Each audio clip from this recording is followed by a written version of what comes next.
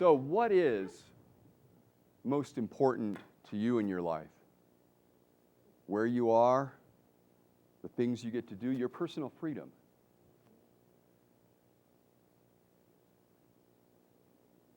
And the people. Of course, you want safety for yourself, for your family. What you need to do is look around and find out, do you have that? Do you have that now, where it matters? And will you have that in the future for yourself and those who are important to you? In the worlds that are important to you, your business, your home, your work, the place where you put your heart and your efforts for your success. Gad, I could be a politician. Now, that's what, if you want to check it out, doesn't matter which convention you listen to on which playback, you can find that in order to appeal to all sorts of people, to draw you in, what they're going to do is kind of throw it all out there and see what sticks, all right? So I was saying, for you and your family and the people who are important to you, well, that goes self, other, and attention, direction. What's in it for you, Ron? Also, what's in it for, the people around you? The time frame. Start with the present, because you're like watching television or hearing the radio. Extend the time. Expand the scope. List the different kinds of content.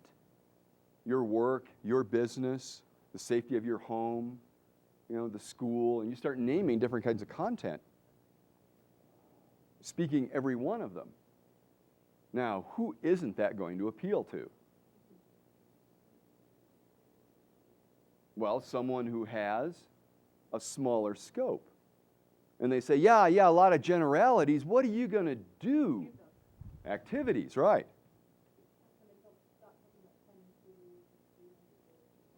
Right, and then that's right. The other speeches you start to hear is, we're opening this many schools, and we're going to have internet in so many different places, and we budgeted this much money for this particular project, and it'll go into the future and so forth, as another way of answering other people. Yeah, exactly.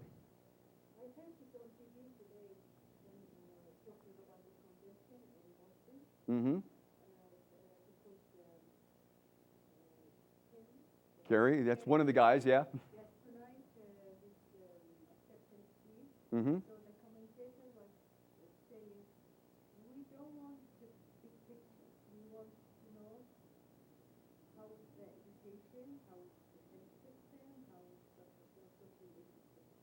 Right.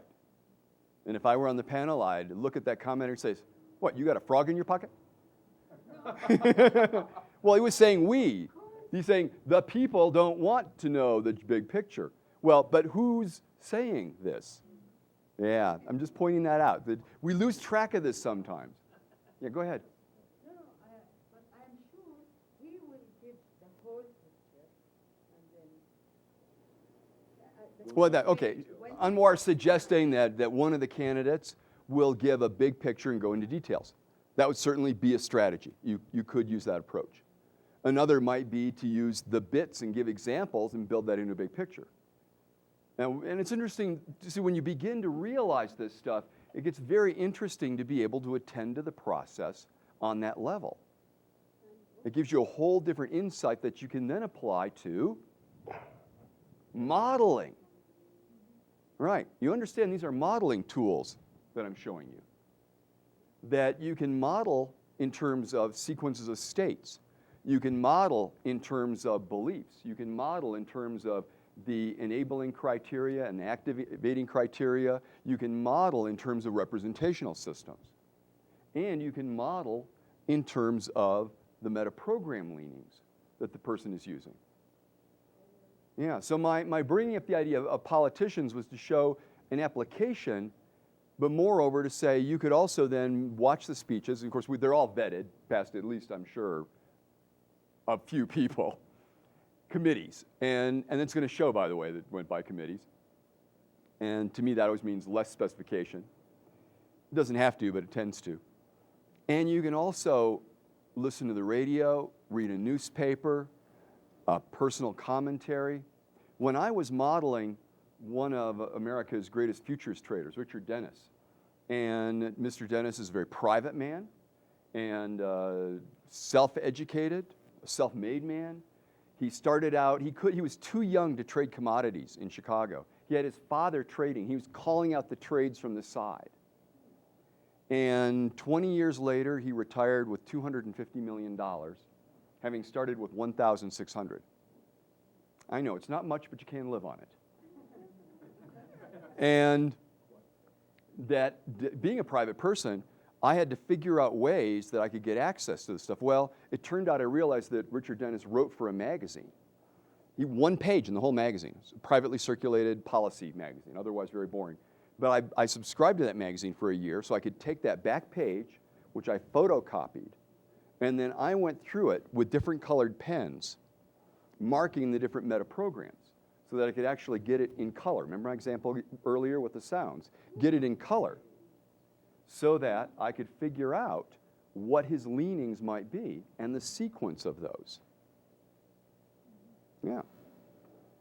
It's a modeling tool. Later on, when I actually saw him in person, I paid the guy who sponsored me to do a demonstration project that you could model futures trading, is we went to where he was one of 3 presenters on a panel. And my colleague and I sat in the front row and looked up at him, and he began to speak, and I made a few notes, because now it's not written, because you know who edits stuff, even if it is written by the guy, because I knew he wrote his own stuff. But even then, so I'm listening, and about 5-10 minutes later, turn around, I've got it. Because you can do preparatory work when you can get a hold of, and Grinder and Bandler did this too. Bandler talks about with Erickson, they'd read some of the books, and Richard said he had a 5-minute segment of Erickson's trance stuff, which got Richard thinking that he should bring along sheet music. Well, sheet music, that you write music in, so that while he wrote down the inductions, he could actually take and mark changes in voice tone. Yeah. And along the same lines, the idea of being able to go through a transcript of what somebody does, mark that up in a way that you can almost read it like music. You can see the patterns of light repeating. And of course, you know the code. You've got different colors for different of the meta programs. Suss out these patterns. So by the time you're there in person, you've done so much preparation that getting the rest of the model goes quickly. You can also then counter-example the model, refine it. We find out that it is a good marketing tool. You think? It is. We sold Alessandra something Just like that. Okay. Now, there's more to it. Of course, we're going to get to motivation shortly. That's going to add to it. Submodalities, another way. Mix these together. Yes, it's highly influential on ourselves as well as others. Yeah. Now, a couple of things about applying these. I demonstrate with Ron a way of speaking about things. And in that way, you want to pay attention to how the person's language can affect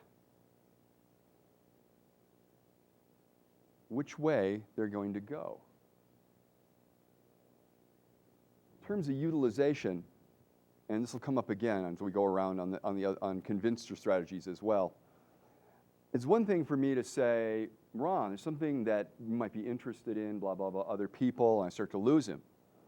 But if I know that Ron is self-oriented, and also, as we'll find in convincer strategies, is self-reference, he is the authority, then I can say something along the line, Ron, only you can decide if this is valuable. And he goes, damn straight. Which is very different than someone who would be oriented to other, that is, they're stepping into other. This is often in psychology referred to as codependence. It is referred to as codependence. You know, it's what happens when a codependent is in a near-death experience? Someone else's life flashes before their eyes. How many codependents does it take to change a light bulb? Oh, no, let me do it. It's a nominalization, but it speaks to people who are very responsive to the needs of others. In fact, according to the literature, overly responsive. It's a way of describing people that spend more time over in other. Now, when Roger Bailey and Ross Stewart were utilizing this with Southwest Airlines, they created an interview instrument that made sure that the perceptual position and the attention direction that were occupied by the people that were hired to be the air stewards on the planes was going towards other, attention to other. And if you've ever ridden Southwest, they're so nice. So, how are you doing? Oh, you look a little cold. I'll get you a blanket. I mean, it's right out there over on you. Now, they even tell jokes when they're landing. One guy did this whole Arnold Schwarzenegger routine, and yet you could see him in the back watching and listening for the response of the audience. Yes, he was pleasing himself, but what was more important is that, like a comedian, he got pleasure by pleasing others. Customer service is not all the characteristics. Again, there's a number of distinctions in the model, but a couple of them here. Also, what else would you want? Customer service, airline help, present time frame. You want them responsive now, not weeks from now. You want them mostly in the present. And again, you can see this on people, right? Is that they're the neuro part of the linguistic.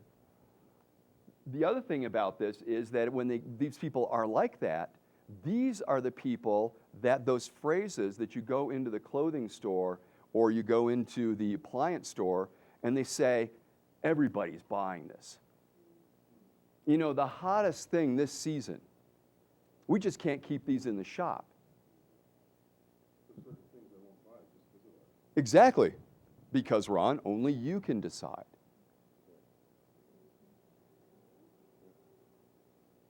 Yes, that's the difference. It's a huge difference. I'm the same reaction. Richard Bandler's like, if everyone else is having it, I'm not. You know, it's like, okay, we're in our own category of self. So those ads that appeal to all those people, right? Now, I told you, I promised you I'd get a little bit about creating these experiences. If you fractionate, this is a hypnotic term from Erickson, if you create differences, if you fractionate a scope, so you go out on a date, right? And this could be someone with someone you're still involved with. You can create the sense that you spent more time with them, and they'll think that it was more quality and quantity. Instead of you go out to a place and you have dinner and you have dessert and all this sort of stuff, and then you go home, that's going to be one scope. Right. If you fractionate the scope so that you go for drinks one place, and then you go maybe for a walk or something, you know, and then you go to the restaurant, right? And then you leave the restaurant and you go somewhere else for coffee and dessert. And then you do a little something someplace else afterwards. They can experience those as separate scopes that have to be added together. And then it seemed like they were with you longer. By the way, this will have an effect on you as well. Just because you know how to do this doesn't mean it doesn't affect you. Of course it does. And it's like you did lots of things together instead of just one. Instead of going out for the evening, oh, it was great, we went here, we went that, we did this, we did that. And also, by the way, it means that if one of them bombs, since you separated them from each other, then the other says, well, part of it, but then there was this other thing we did. And they're separated by being different scopes.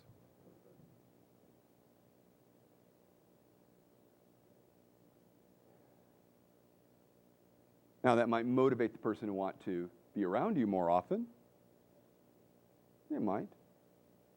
Thing is that decision and motivation are not separated. Remember, we go from one to the other, or the other to one, back and forth.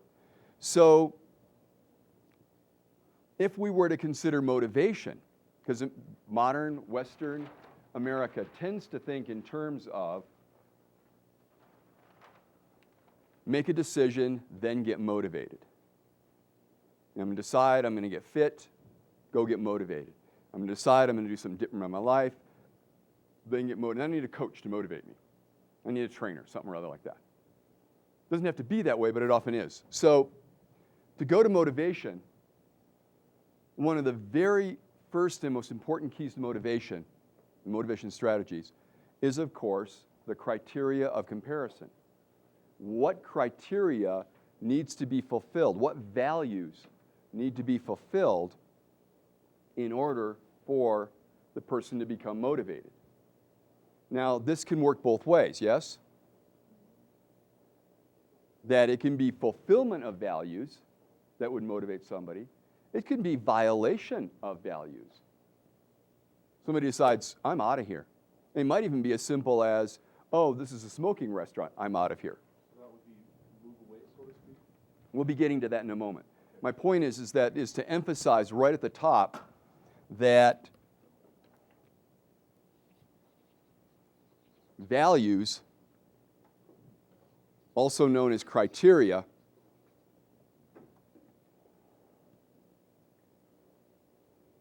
now, if anybody's thinking this through, they're going to go, but wait, Charles, there's definitely criteria applied to making a decision. Absolutely. No question about it. So I'm saying I'm selecting on purpose. I'm restricting on purpose for the sake of learning.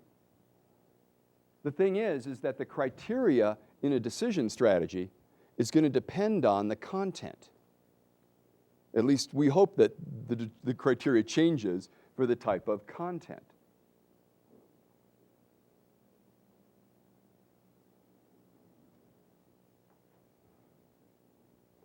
When we're speaking in the motivation strategy of the fulfillment, the violation of any values or criteria, we're also immediately speaking in terms of the values and beliefs level of the logical levels.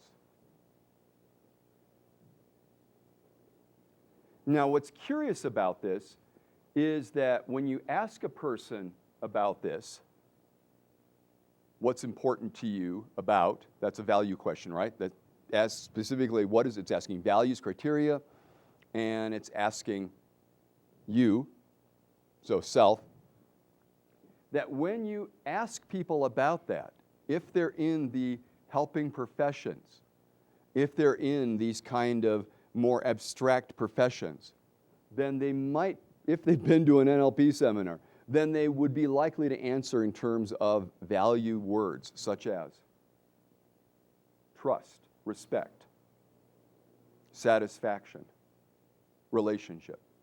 They'd speak in terms of these kinds of words. And they can speak in terms of the other ones. This, again, is what you want to know. What's the person's natural leaning?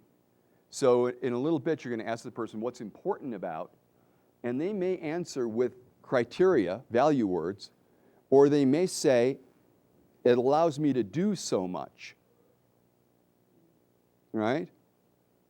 Or I can really apply my talents, or I get to be the person I really want to be.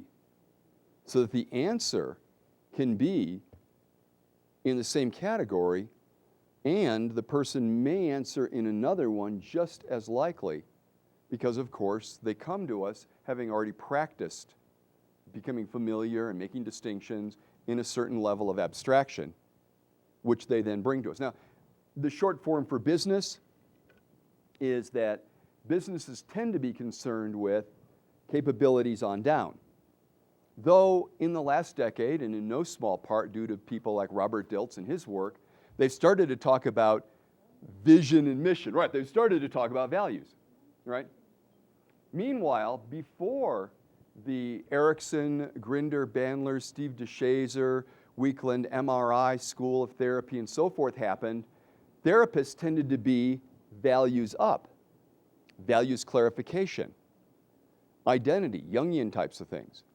And with the advent of more cognitive kinds of therapy, as I've just suggested, with the advent of getting results, they've moved down into capabilities and behavior.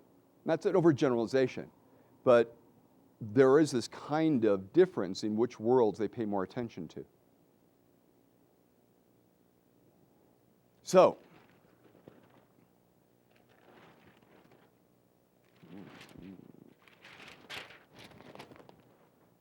So the first part of the motivation strategy is the elicitation of those values, that criteria that applies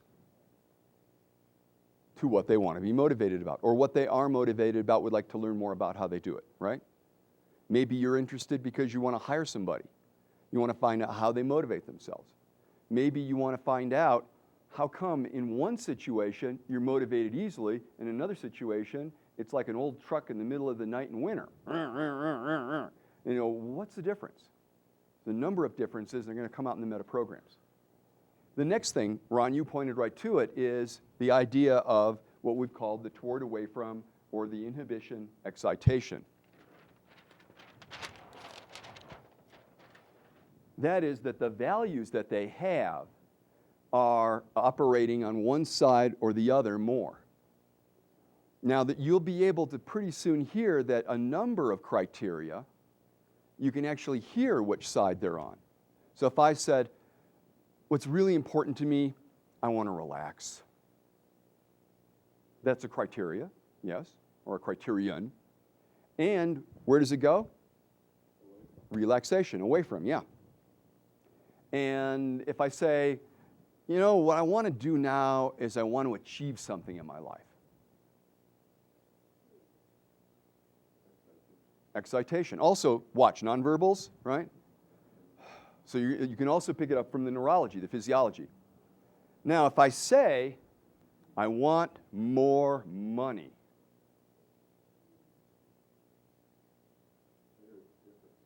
Okay, more, that's comparison, right? Money is the criterion. Where does it go? Are you sure? Right, so you know what happened? They go, it could be both, could be either, I don't know. That's exactly right. If you don't hear, if you have any question about, any lack of complete appreciation for which side it falls on, ask, what will having that do for you? Yes, what will having that do for you? We'll do a quick elicitation here. How many people here like money? How many people here need money? Is that everybody? Okay. Yes. So, what will having money do for you? Having money will allow me to feel easier with myself. Mm-hmm. It will allow me to, well, it depends on how much money I have, but it would allow me to, when I see something that I like, and I think I might not be able to access that at some other place or time, it will allow me to go ahead and get it right away. All right, now, so what did you just see? Because he did it both non-verbally. He went easier with myself, and then he went get it, right?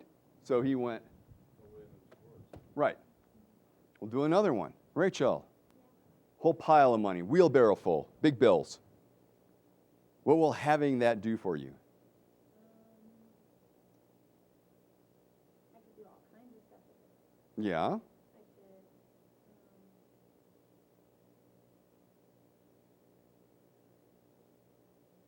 go places. I don't know, could you? Okay. Now, not so strong, but still, I want you to listen here, because you might think by the softness of the voice, you might think by the relaxed demeanor, that it would be the relaxation response. But she says, get to go do things, even though she didn't gesture, even though she didn't get him to go, I'd get to go do things, you know, that still we've got what?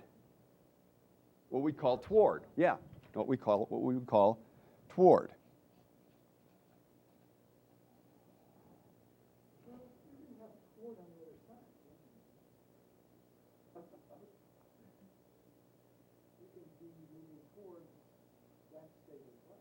Toward relaxation. Yes, I agree. That's why, Jim, earlier I talked about the confusion in the current format. Because people tend to think of it as being towards goals and desires, and they're excited to get them. And I think that's a prejudice for the fact that, or a bias, that came about because at the time this was being formulated was also the peak performance movement, and the two got associated. When in fact, I've indicated, I think there's more subtlety. I think that when people are meditating and they're endeavoring to increase their relaxation response, increase their serotonin, that they are seeking that. But not many people I know would take our point of view and say, oh yeah, when somebody goes away to a weekend retreat to meditate, they're really moving toward. No, most people wouldn't associate it that way. They'd say, oh, they're avoiding the world. So there's a little trickiness in there that I happen to agree with you.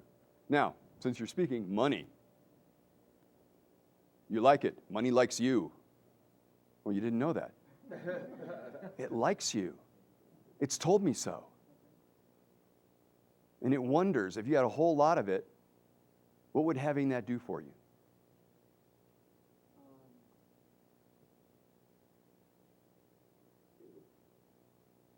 Probably allow me more freedom of choice in terms of things I would spend time doing. Okay. Well, hold right there. Freedom of choice is, okay, so freedom's the key criterion there. Toward or away from? Don't know.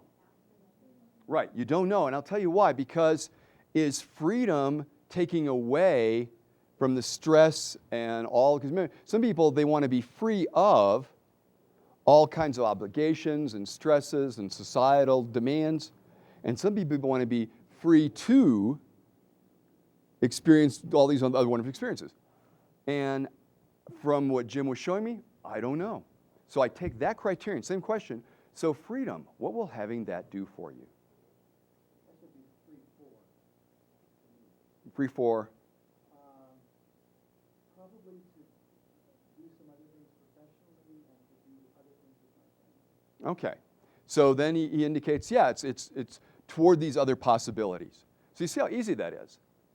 But the significance is to not let your own formulations get in the way of finding out theirs. So anytime you have a question, and I do mean that, and you watch me do it here, just ask the next one, what will having that do for you? What will having that do for you? And sometimes the person kind of looks at you, and they're going, God, I can't believe he's asking this again. And I said, yeah, I know I'm a little slow here.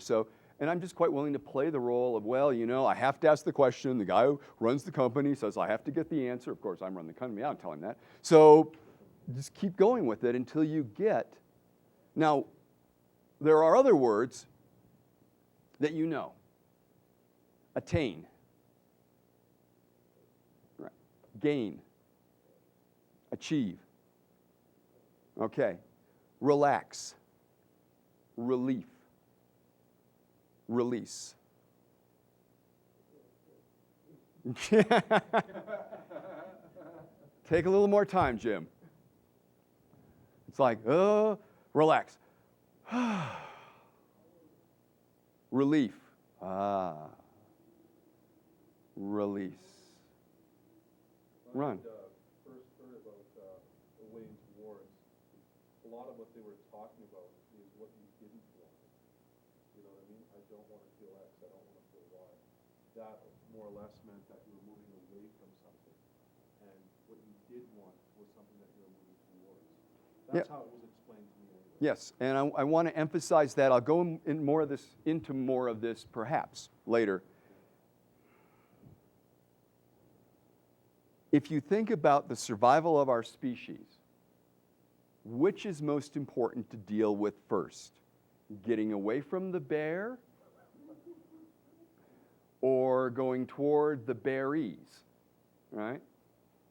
As a set of skills that would keep a species alive, having a well-developed away from is very important, right? So there's no surprise that people have developed that. Now, on the other hand, even little kids, once they can crawl, even before that, they have desires. You know, I'm warm, I'm fed, I'm dry. Ooh, what's over there? You know, so we have both of these at a biological level.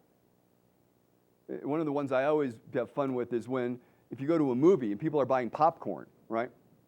And they're in the popcorn and they have the popcorn butter, oh, really fattening, great. And then they're in the movie and time has passed. And there's people popcorn, then they start, trying to get the piece of popcorn out between the teeth. That's an example of away from. It's biological. We all use it in different ways. Just like whether or not you act on it, if you see something you want, you go, oh my. Whatever that is, that's toward. Acting on it is a different meta program, which we'll be getting to in just a moment. Again, each one is different than the other and they interact. So if you feel desire, a want, you don't even act on it, that's still an expression of toward. The significant part of this combining with criteria is with humans, I'm going to draw a line. It's an artificial line, and yet it's there in all of us, somewhat more fuzzy, somewhat more sharply. And this is a line between the physical expression of these patterns and the fact that we respond to nominalizations, ideas, concepts. People who are so away from failure that they drive themselves to succeed. And I know a very famous trader made millions and millions of dollars and does so out of a fear of being poor. He grew up poor. This guy has not had less than $10 million in maybe 2-3 decades, and yet can still drive himself with the idea of that. In other words, he's measuring it in an abstract way. It's no longer about the actual monies that he has. And we know people kill themselves over an idea. Yeah, they think that I can't face life anymore. And admittedly, life might have fewer choices to them, but every day they still feed themselves. They could still go off and do something. They could pack it all up and take a steamer to the islands and start over. But do they do that? No, they're responding to the nominalization. They're responding to the concept. Just like people, when they go for success, they're actually going for the nominalization and all the experiences it brings them, yes, but they're going for the nominalization. And someone else might be very good at expressing toward, like chocolate, and hasn't learned how to express that pattern in a more abstract way. This goes to what I said earlier about people coming to a seminar and getting you the money and arriving on time because they want to learn how to set goals. It's sort of almost they're telling you, I want to learn to set abstract goals. I want to learn how to apply these principles to larger and more far-reaching desires in my life. And that I don't know how to do. I know how to do it on the near term. And I know how to do it in the more everyday. We are curious creatures in our capabilities. I want to pause on this, take any questions.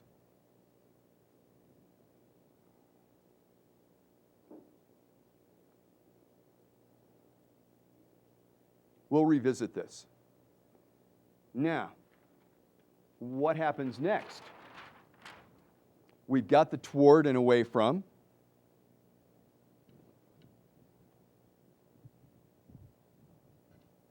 Or as I prefer to say, the away from and toward, but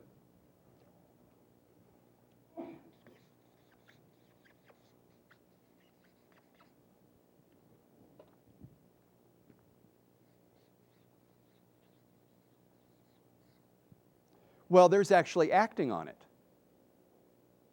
Now,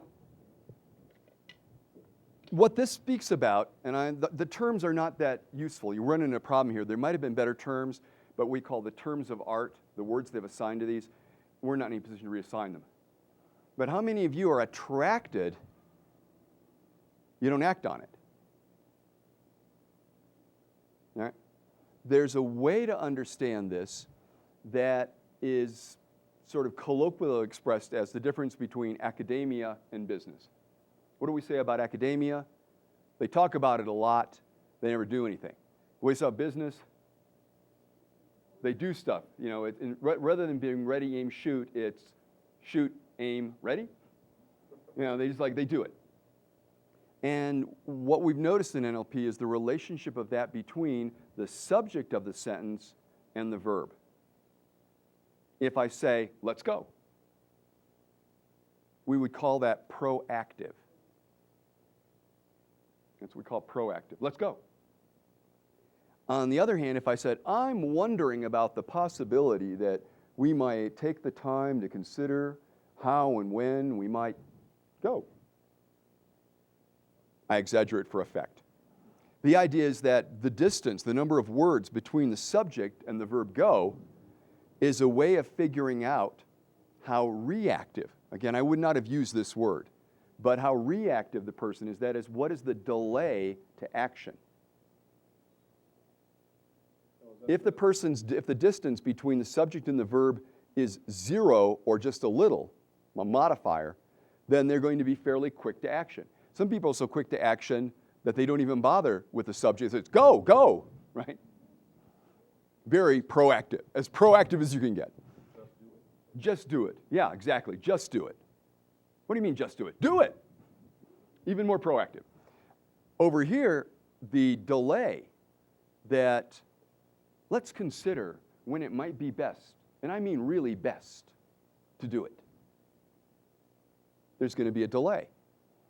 This was great fun for me when I was doing this consult with this company, because we were doing an interview with people, and the people running the company were trying to utilize the NLP to sign people up to work with the firm and to become clients of the firm. And I would do an interview with someone. It was always like, get them to sign while they're there, was the idea. This was the owner of the company who was saying. Meanwhile, I'd go into the interview and I'd listen to the distance between the subject and the verb. And I could turn to the person with a straight face and say, I understand that you're going to need time to take action on this. So I want you to go home tonight and take all the time you need and call us tomorrow and tell us what we're going to do next. And they would say, okay. Well, first of all, it was a pace. If I had tried to force them, this would be just like trying to say other people will matter to somebody who it's for them, or vice versa. So it was a pace to say it in that way to them. And there was also some hypnotic stuff in, Erickson stuff in there. Take all the time you need tonight. And call us up tomorrow and let us know how we're going to proceed. How we're going to proceed presupposes they said yes. So yeah, I was loading the deck a little bit. But the point I want to make here is that you do pile these things up. If you do just one at a time, you're going to get less effect. And the other was with how it's a pace. This is called level.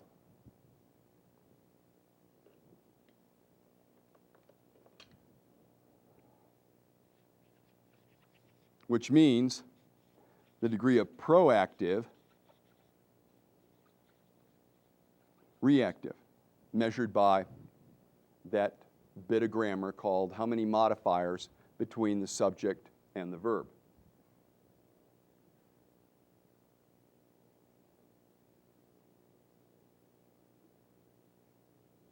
I pause for those people that need time.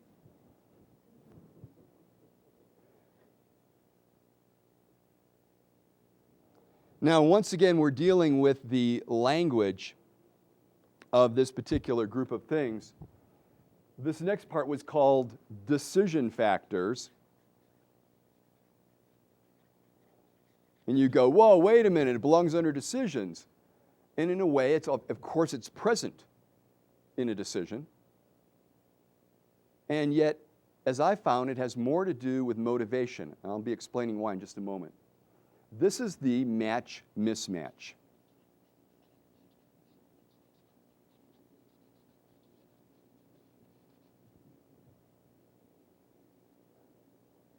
This is the one about sameness,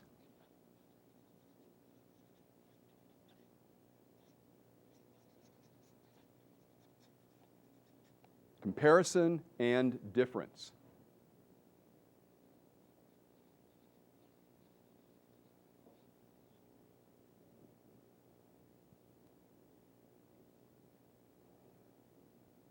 Remember what I said about the nature of a decision.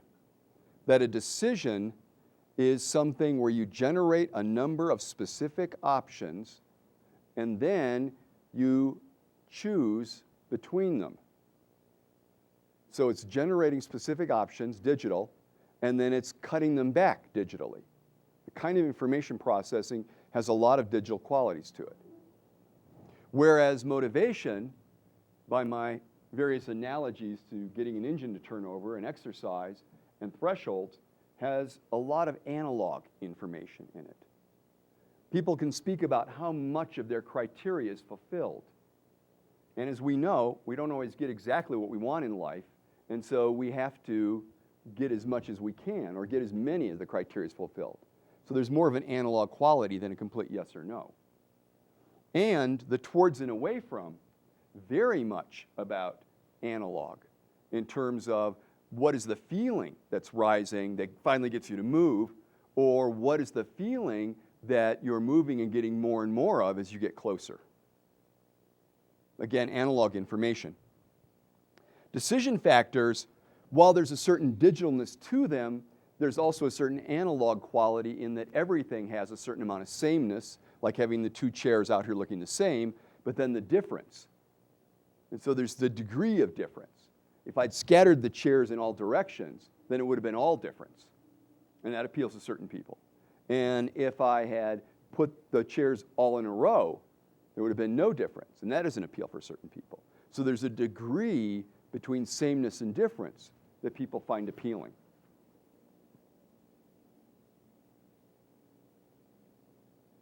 Ron, looks like you have a question. I was thinking, as soon as you said you want to if you take a bunch of chairs and basically create what is difference, in essence, what you're doing in your head as well, like let's say that satisfies you. What you're doing in your head is you're trying to make a comparison or a match to a mismatch thing. Okay, so you're still back to the match or the mismatch thing. Yeah. Yeah. Would that be a criteria level at that point in time? You can think of it that way, Ron, and you actually are on track about how these are multiple leveled. And for the simplicity of learning, you can just notice the languaging the person uses and how many of the new devices and gadgets they have. Are they the early adopter, to use the language of Jeffrey Moore? Are they the people that want the new gadget? Are they the people that have got the new stuff in the stain-resistant pants or whatever it is? Or are they people that go, I'm not going to upgrade to that new operating system until it's been out for a year or so. They do want that new operating system, but they want it to be proven. So they're doing more of a comparison. They're waiting until that new and improved has actually been proven. It's like never buy a new line of a car when it comes out. Wait a year or so, after they know how to build that kind of vehicle and they've settled out the problems kind of thing. And then there's the people that are going to go for, I want steady, my dad drove a Ford, my grandfather drove a Ford, and I drive a Ford, and I drive one of those Fords that, I drive Ford trucks. These SUVs, these yuppie mobiles, I have nothing to do with them. Or something like that. You find that all over. You find that all over. We're a redneck province. Pickup trucks are everywhere. Right, and again, you take a pattern, and then we can characterize people with it. We can do attribution. But what I'm hoping you're beginning to realize, it's just a pattern. Let me give you an example here that might kind of set this straight. There's something that we have in this all around us that we need. Energy. But not in a non-specific way. Electricity. Electricity. Now, do you want people making that electricity to make that same good 110, 50 amp electricity day in and day out? Or do you want them to go, we really need a new electricity? You want to get some people in those plants and in that business who want to turn out that same old good electricity. Yes, that finding people who get great satisfaction from keeping things the way they are very useful members of society, just like the innovators and the people who want stuff that new can be very useful contributors to society. We really do need all of us. And the thing is, though, that you go, people, this guy hasn't had a new idea in years. What does he do? He does maintenance down at the plant. Good. We want people that really get satisfaction from getting the status quo. See, here's the deal. We all understand that when people are moving toward, they're getting a certain feeling of satisfaction. We've even named it. Dopamine, norepinephrine is the chemicals that are bathing their brains. And they go, ah. And the closer they get, the better it looks. Just like we know that as people get relief from stress, from feeling enclosed, when they get more choices, that there's more and more of a sense their serotonin levels rise and they get deeper senses of relaxation. There's a physical, while that serotonin bathes their brain. Here's the thing to try on. People who respond to people are getting that same kind of chemical stimulation as the other people who love to go and do sports are getting the same kind of chemical stimulations that people who love to collect cars or antiques are getting the same kind of stimulation as the people who love to go out and sit in the forest. That for each of these, it's not merely familiarity like a habit. It's also a sense in which they get those feelings that they like doing that. And so you take somebody who's really activity and place-oriented, like a number of people out here in Colorado are, who like to walk around in the woods and take it all in, and you take them to one of the malls, and they go, yeah, they just got the face over here. What am I going to do here? There's nothing I want to look at, you know. They don't have that connection. And that would be part of their criteria too, wouldn't it? Sure, it's going to show up right, that their criterion values, of course, are going to be influenced by which content they're applying them to. So yes, these all do interrelate. We just are isolating them for the purposes of facilitating learning. And because we know that if you want to motivate somebody, speaking in terms of their criteria is going to have even more impact than speaking in terms of the content, though it certainly will have an effect. And we know that speaking in terms of what motivates them away from or toward will certainly have more impact than merely mentioning the time frame. And we know that as the way they go to action, we can be respectful of that and pace that. That if we want, well, let's go, you like it? You want it, you like it, we go. And they go, I always find if I take a few minutes, I become more motivated to go. And you go, take all the minutes you need in your mind right now. Because, of course, we know how to do things with time. For ourselves as well as others. Yeah. That's, as I say, the next point in this, of course, is to take questions for the purposes of doing an exercise.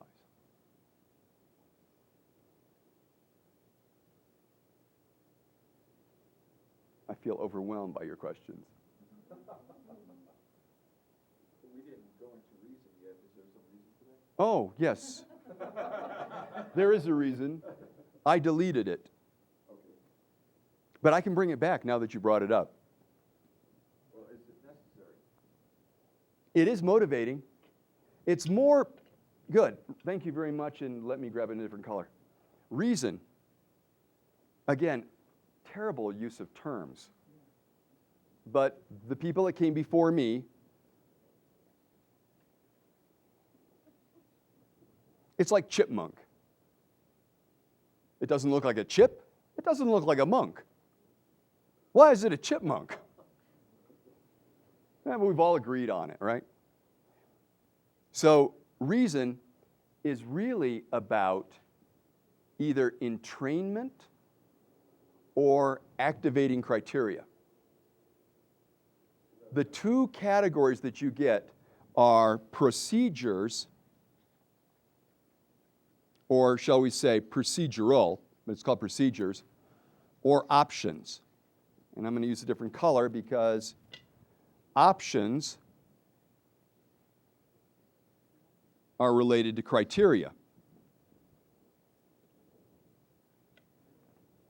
So you ask the person the question you never ask in NLP at the practitioner level, but you ask at the master level, which is why. So you've got some context, either of the decision or particularly of motivation, a motivational context. And you ask them the values in that motivational context.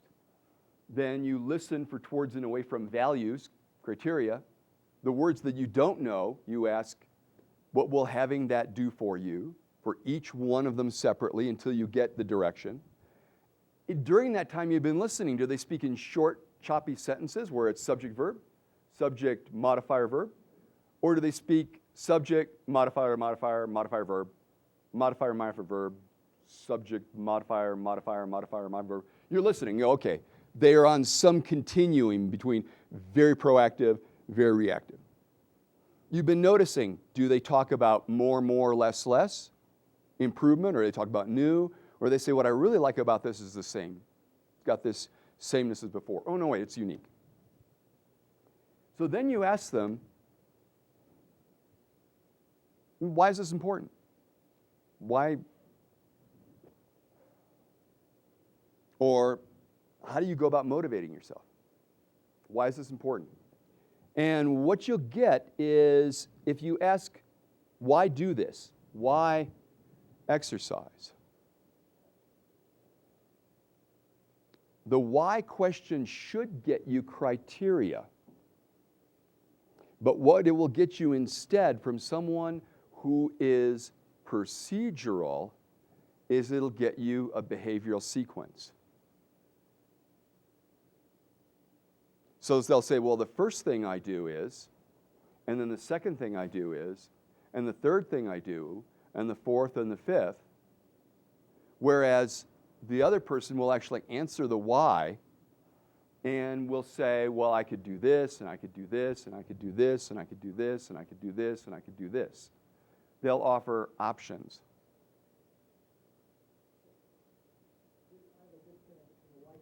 Let me take a look at this. What are you looking at? We're asking why, and they're answering procedure. That's right. When people asking why, don't usually respond. Yeah, I'm not connecting there either. That's because you would respond with options. I would respond to the criteria. That's right. That's what I was saying. That's why I put it in blue. What is options in there? Different possible choices, which is criteria. I'm looking in the room. I'm trying to find somebody procedural. I think I found him.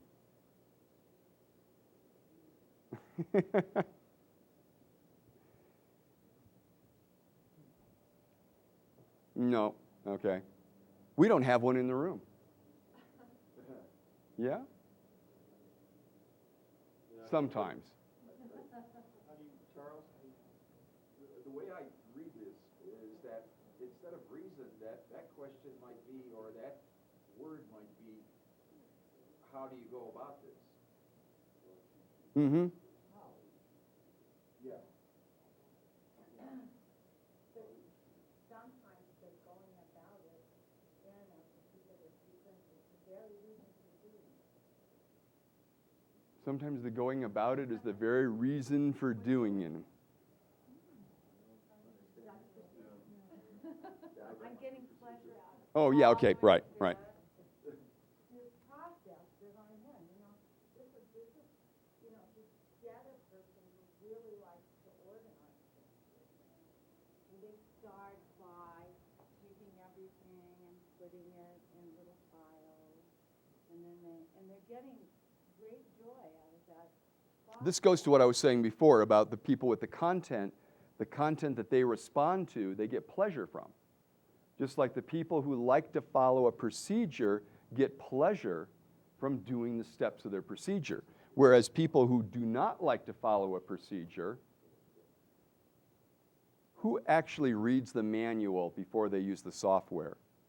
That's what I thought. I'll read at least parts of it. Yeah, I know, parts.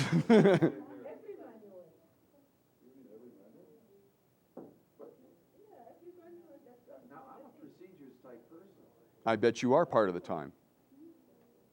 practically all the time. I like to break things down in a step-by-step fashion. Okay. And answering why, I wouldn't come up with a step-by-step fashion. Okay. Actually, when we were eliciting your, when we were doing that, what was that, the compulsion blowout, I remember you seeing a whole bunch of things at once. Do you remember? Right, but then we put them all out in a row. Yeah, but first it was like, oof, oof, oof, oof. That's They for were all- starters. Yeah, right. He does both. He does both. What I'd like to do is, given the time, is to invite you this evening, in whatever way it makes sense to you, to begin to utilize these patterns so far. All of them in the decision strategies and all the way down the motivation strategy to the place of your comfort. This may mean watching maybe a little convention, a little news. It might mean reading a magazine or an article. I have some ways that I want to support that learning. One of the ways I want to support that is I'm passing out here a bit of a chapter in a rather remarkable book called The Power of Maps. And in this book, the author, Dennis, says the following. This is essentially what maps give us: reality. A reality that exceeds our vision, our reach, the span of our days, a reality we achieve no other way. We are always mapping the invisible and the unattainable, or the erasable, the future or the past, or the whatever is not present here now. And it is through the gift the map gives us, transmuting it into everything it is not: reality. And he goes on in these pages to describe a picture of the Earth from space and says, we've never seen that. And he goes on to describe how each of us maps a journey